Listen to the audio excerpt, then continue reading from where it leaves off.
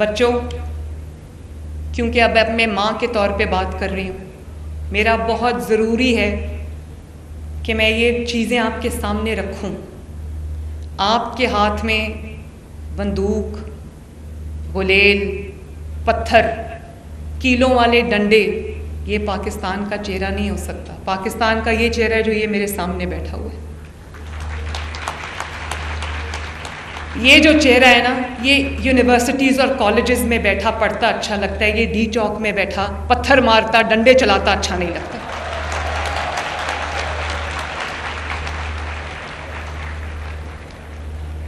खुदा के वास्ते मेरी इस बात को समझो, मैं आज हूं यहाँ पर, कल नहीं होंगी, लेकिन क्या मैं चाहूंगी कि मेरा बेटा जुनेद, उसके हाथ में कीलों वाला डंडा हो?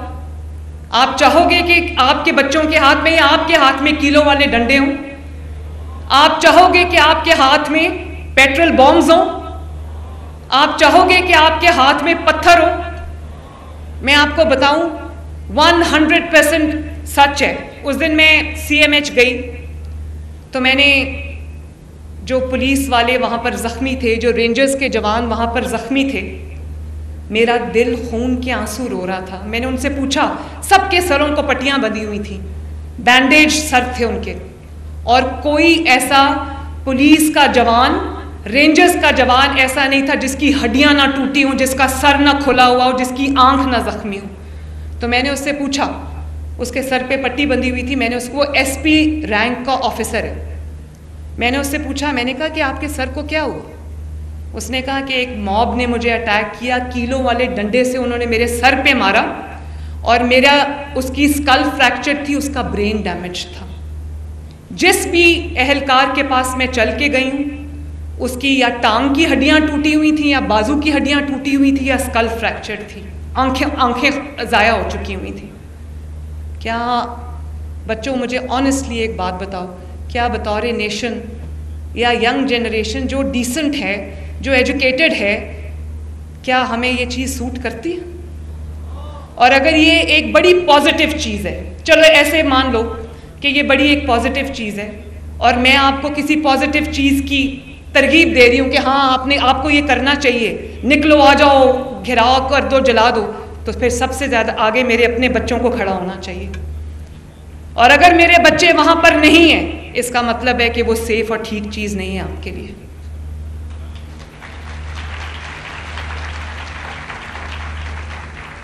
ये नहीं हो सकता कि अपने बच्चों को सेफ जगह पे बिठाया हुआ है, उन पे आंच भी नहीं आ सकती, और कौम के बच्चों को वहां पर मार खाने के लिए और मारने के लिए छोड़ा हुआ है।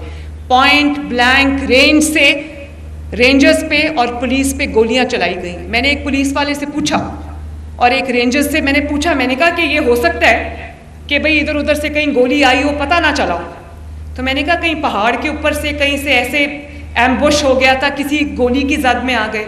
उसने कहा नहीं मैडम, मेरे सामने खड़े होके पॉइंट ब्लैंक रेंज से मुझे गोली मारी गई। उन दिनों में बेलारूस का प्रेसिडेंट जो है वो आए हुए थे पाकिस्तान, स्टेट गेस्ट थे हमारे। बच्चों, मुझे इस बात का जवाब चाहिए कि वो हमारा क्या चेहरा लेकर इस मुल्क से वापस लिख गए होंगे। उनको हमारी IT यूनिवर्सिटीज़ में आना चाहिए था, उनको पंजाब यूनिवर्सिटी में आके इन बच्चों से मिलना चाहिए था, उनको हमारे कॉलेजेस में, यूनिवर्सिटीज़ में, हमारी इंडस्ट्रीज़ का दौरा करना चाहिए था। और वो क्या चेहरा देखकर गए पाकिस्तान का? धुआं, शेलिंग, आंसू गैस, गोली चल रही है, और निहत्ते लोग जो हैं, वो जो निहत्ते पुलिस ऑफिसर्स हैं, मैंने मना किया था कि आगे से गोली नहीं चलानी, और खुदा न खास्ता पंजाब पुलिस आगे से गोली चला देती तो क्या बनता? ये चेहरा लेकर, ये चेहरा देखकर वो अपने मुल्क वापस गए। तो बच्चों, अपने दिल पे हाथ रख के बताओ, क्या पाकिस्तान के लिए आप ये चेहरा चाहते हो?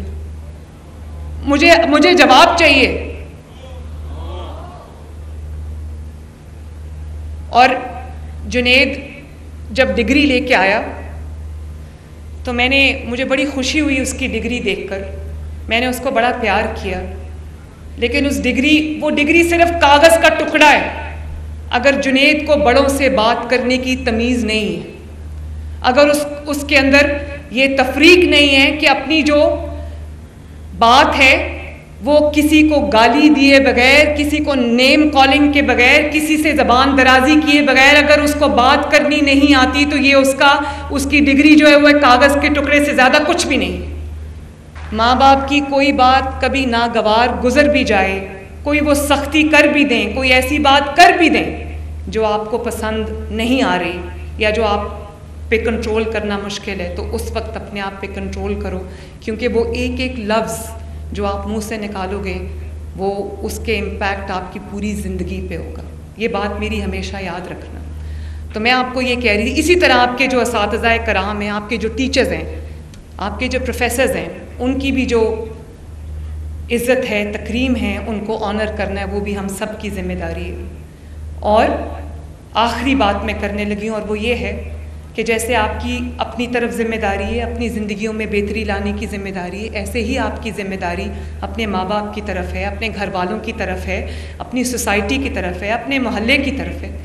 लेकिन उस सबसे बड़ी ज़िम्मेदारी आपकी वो कॉन्ट्रैक्ट है जो आपने अपने मुल्क के साथ साइन किया हुआ है।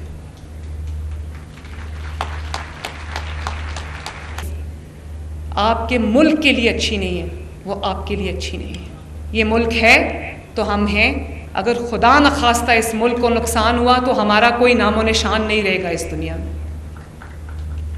तो आज जहाँ मैं आपसे वादा करके जा रही हूँ कि आपकी ज़िंदगी में बेहतरी लाने के लिए, आसानी लाने के लिए, आपके लिए मौके पैदा करने के लिए, अपॉर्चुनिटीज़ पैदा करने के लिए मैं दिन रात एक कर दूंगी, ये वादा करके जा रही हूँ। आप भी मुझसे वादा करो, हाथ उठा के वादा करो कि कभी कोई ऐसा काम नहीं करोगे जो आपके मुल्क को नुकसान पहुंचाएगा। बोलो वादा। अल्लाह ताला आपको खूब तरक्की दे, खूब आगे बढ़ो, खूब पढ़ो, इस मुल्क का नाम रोशन करो, अपने वतन का नाम रोशन करो, अपनी मिट्टी का नाम रोशन करो, अपने माँ बाप का, अपने ख़ानदान का नाम रोशन करो। अल्लाह ताला आपका हामी और नासिर हो। मेरे साथ मिलके एक पाकिस्तान जिंदाबाद का नारा लगाना है। Pakistan, God bless you all.